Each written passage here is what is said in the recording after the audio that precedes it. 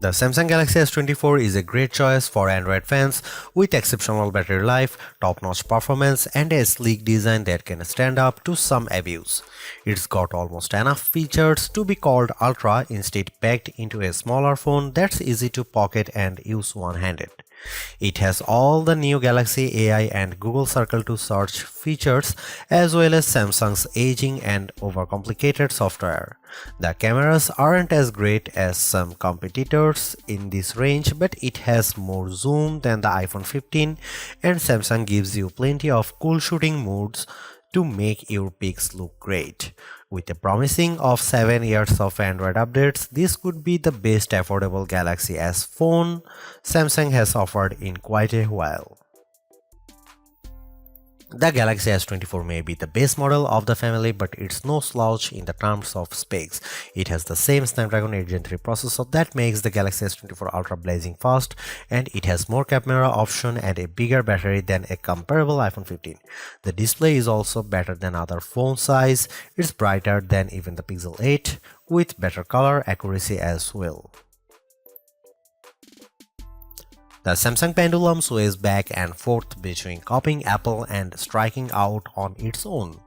This year, the Galaxy S24 is much closer to the iPhone 15 design than it has been in many years, while the S24 Ultra looks just a bit more unique.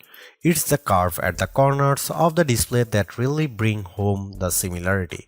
The Galaxy S24, like an iPhone, is well-rounded at the corners, while the S24 Ultra is all right angles. This is not a terrible thing, it just isn't very unique. At least Samsung has some nice colors this year. My review unit came in the cobalt violet color, which is very pretty but a little sad, like the stormy purple Apple once used on its iPhone. More vibrant are the sandstone orange and amber yellow options. I wish they were a bit more saturated and prime, but they do look natural with a nice matte finish and texture to the back glass. The glass is unfortunately Gorilla Glass Victus 2, which was the best of the best last year, but now we have seen Gorilla Armor on the Galaxy S24 Ultra, and it's hard to settle for less. My Galaxy S24 review unit already has a scratch on the back glass, and I don't have a case for this phone yet. Gorilla Armor is more scratch resistant, and Samsung has done a great job reducing reflections and glare, but only on the Ultra model. Samsung still does a great job keeping its phones thin and light. This is no Ultra, and if you want a phone you can use with one hand, the Galaxy S24 is a great option. It's thinner than the iPhone or Google Pixel, and it's also the lightest of the bunch. Usually, a lighter phone means less battery inside, but the Galaxy S24 beats all competitors for battery life, so it's not a concern. Samsung is a perennial favorite when it comes to smartphone displays, and the Galaxy S24 is no disappointment, but it also isn't the clear winner in any aspect. I enjoyed reading web pages, playing games, and editing photos on the smaller screen, and even small text was legible and sharp. The screen was also plenty bright, even in outdoor sunlight, taking photos with the camera. Samsung is not giving us the sharpest display with the Galaxy S24, and it's odd for the company to fall behind a bit. The Google Pixel 8 and iPhone 15 both have a higher pixel density, making them technically sharper, though you might not notice the difference. The Galaxy S24 can get brighter than both of those phones, but OnePlus is pulling some 4500 nit magic out of its hat with the similarly priced OnePlus 12, so Samsung isn't the resounding brightness winner. Overall, I had no complaints about the display unless I'm truly nitpicking. In our official lab tests, the Galaxy S24 had a wider color gamut than any competitor. Samsung is still sticky about Dolby Vision HDR support, which is what Netflix favors, but HDR10 Plus content look great, and you can find that on every other major streamer. While I like carrying a smaller phone, the 6-inch display on the Galaxy S24 isn't quite big enough to hold all of Samsung's features. The H panel is turned on by default, and it takes up so much room on the side of the phone that it was easy to swipe it open accidentally when I just wanted to use a back swipe gesture. The quick panel also became more complex, and this makes it harder to read and use on the smaller Galaxy S24 display than it was on larger Samsung screens. Overall, more software simplicity would help show off that screen instead of bogging it down with icons and menu clutter. The good news about software on the Galaxy S24 is that it can do just about everything the Galaxy S24 Ultra can do, short of using the S Pen. The bad news is that it can do everything the Galaxy S24 Ultra can do and no less. Every bit of complexity often designed for the largest smartphone display possible is still present in the Galaxy S24. It's a mess. The Galaxy S24 is super powered, there is no doubt. There are big software features like Samsung DeX, which gives you a Chromebook-like interface when you plug your phone into an external monitor. There are also fine, granular controls over everything from battery and power management to Wi-Fi and networking to screen response and menus too. Well, everything. There is no end to what you can do with the Galaxy S24, and it is easy to get very lost. Samsung needs to simplify. There are too many features that are impossible to find, like wireless power sharing, which should let me charge my earbuds by setting the case on top of my Galaxy S24. Unfortunately, I can't find the button to make this happen, not without a treasure map and a pickaxe. The software problems are starting to feel like laziness. In setting up my Galaxy S24, I was excited when my older Samsung phone found the new S24 quickly and offered to transfer all of my stuff. This process quickly failed without warning and I had to repeat it. After it failed the second time, I was asked on another screen to use Samsung Smart Switch, which somehow worked. Why not just start there? The first time I turned on the Galaxy S24, I needed to update a ton of apps in the Google Play Store and the updates failed, then disappeared. I opened the Galaxy App Store and found a slew of updates there as well, even though there was no notification. My Galaxy was suddenly downloading strange Samsung software including a blockchain manager. I don't use anything blockchain at all.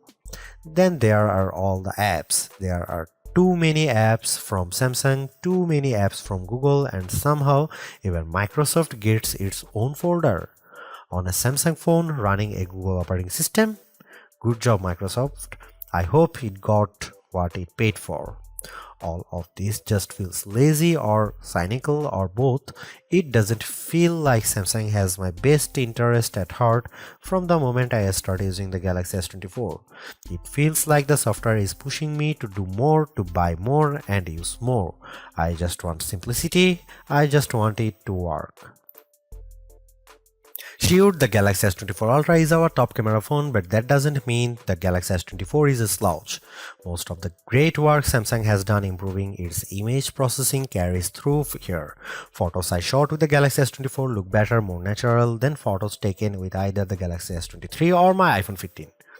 You also get a real zoom lens with the Galaxy S24 and it helps a great deal. Having a real 3x zoom brings you closer to the field on the stage, even if the zoom lens is paired to a awfully small sensor that produces images with more noise and blur than I'd like. No matter, neither the Pixel 8 nor the iPhone 15 has optical zoom around back, and real zoom is always better than digital zoom, all things being equal. You might occasionally get better shots from the main camera on the iPhone 15 and the Google Pixel 8 does a better job with low light images, but the Samsung Galaxy S24 is much more versatile. I actually find Samsung's different camera modes like the food mode or the dual camera video recording mode to be fun and useful. My baked goods look detectable when I shoot them with the Galaxy, and the dual camera's video is great for reaction shots with my kiddo. Samsung also brings a bunch of AI tricks into the camera, both in the camera app and Samsung's image gallery. I wish there weren't two photo apps including Google Photos, but here we are. Unlike the Pixel, which gives you AI editing in Google Photos, Samsung keeps its magic editor software in the gallery. With Magic Editor, you can resize an object in your photo and move it around. You can erase the background entirely and replace it with something new. The phone will use AI to figure out what's happening in the foreground and match the new background appropriately. There is also a tool that adds more background to an image if you rotate it and end up with blank space. In practice, these are surprisingly useful. I like erasing spectators in the way when I am trying to see my kid on the field. The generative AI did a nice job without a heavy hand, and the results usually looked natural enough. I hope Samsung doesn't go too much further into creating fake imagery, but the Galaxy S24 will affix a watermark to images that have been edited using AI. Here you can see some camera samples.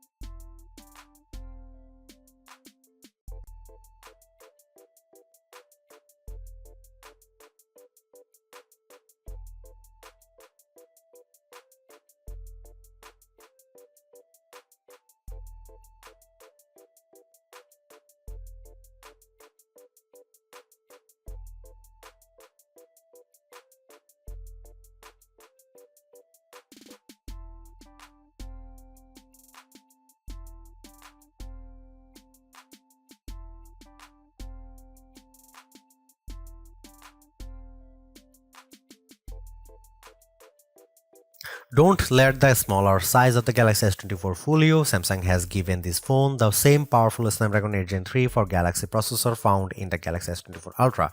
It's even overclocked a bit compared to the same processor in competitors' phones like the OnePlus 12, so it will outperform any other Android you will find and any iPhone 15 that isn't a Pro model. What can you do with that performance? You can play games like Call of Duty Mobile at the highest settings and still hit 60 FPS. You can run Adobe Lightroom and watch your photo edits happens in real time as you move the sliders. You can run Samsung DeX and open multiple windows on your monitor simultaneously. There's a ton of power packed into this phone.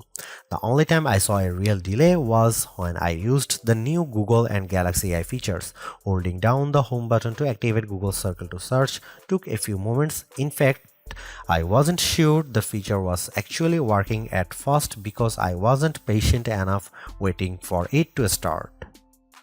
Using Samsung's Galaxy AI features caused a similar delay. When I asked the keyboard to rewrite my text messages, there was a long pause. When I recorded a speech using the voice recorder, it could not transcribe on the fly like my Pixel 8 can, and there was a longer delay when I asked for a summary. It's too bad that Samsung has a performance leader that can beat a comparable iPhone, but the new AI features are the only thing that slows it down. It's unclear if this will get any faster with software updates, as the AI features are a mix of cloud services and on-device processing. There are bottlenecks with both. The Galaxy S24 Ultra technically outperformed the Galaxy S24, likely due to the extra RAM on board. The Galaxy S24 only ships with 8GB of RAM installed, while the S24 Ultra comes with 12GB. In practice, it was hard to see a differences unless I held the phones side by side, and then I noticed the Galaxy S24 Ultra finishing some tasks just a bit faster. The Galaxy S24 was still able to open multiple apps at once and handle gaming at the highest graphics levels, so I had no complaints about its performance. Even though the Galaxy S24 is the baby of the S24 lineup, it is still packed with power. If the larger sizes of the S24 Plus and S24 Ultra don't appeal to you, but you don't want to miss out on the latest and greatest that Samsung has to offer, then the S24 is still a good buy. Galaxy AI is one of the big selling points of the entire lineup, and though I wouldn't quite say it's the reason to upgrade, some of the AI features do come in handy. I am mostly referring to circle to search and the generative photo editing tools, but the live translate and interpreter features will also be handy in a specific situation. And while the camera hardware hasn't changed, the software behind the image processing has definitely been fine-tuned. It's better now, in my opinion, with less burned into your retinas, vividness, and more realistic hues. There is also a lot to like about the new Snapdragon 8 Gen 3 for Galaxy chip, especially power efficiency. Even though the S24 only has a 4000 mAh cell, it has great battery life, all things considered. Plus, the performance with Android 14 and One UI 6.1 is fast, snappy, and responsive enough for pretty much anything you throw at it. If you are due for an upgrade this year, the Galaxy S24 is a good phone on your shopping list. It's not a must-have upgrade if you already have a Galaxy S23, but if you are upgrading from an older model, there is a lot to like here. Thanks for watching, see you in the next one.